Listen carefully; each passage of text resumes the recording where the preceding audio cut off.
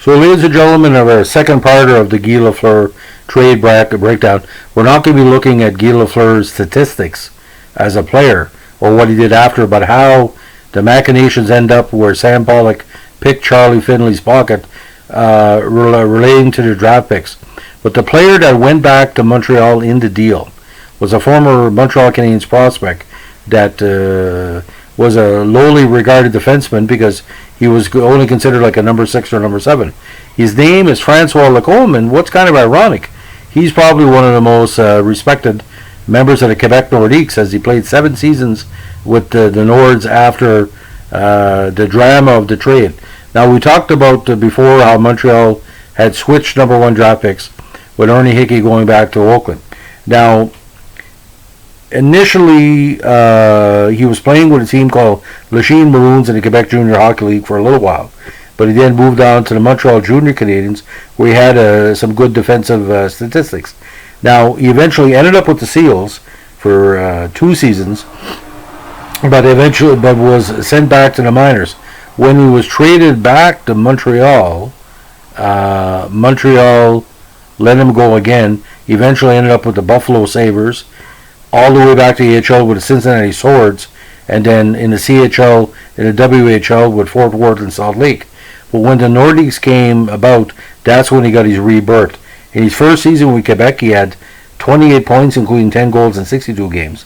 And he played 3 seasons with Quebec, even sometime with the now defunct Maine Nordiques, went on to Calgary Cowboys, and then was part of the Avco Cup championship team in '87 when he played in 81 games.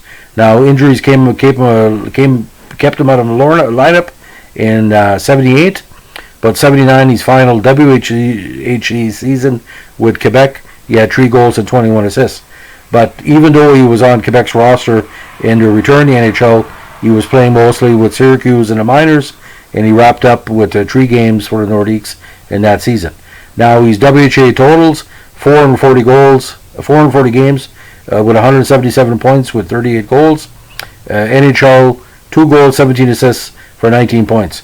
But he will always be part of a trivia question as to who was in a Montreal Canadiens system twice and was basically traded with Guy Lafleur for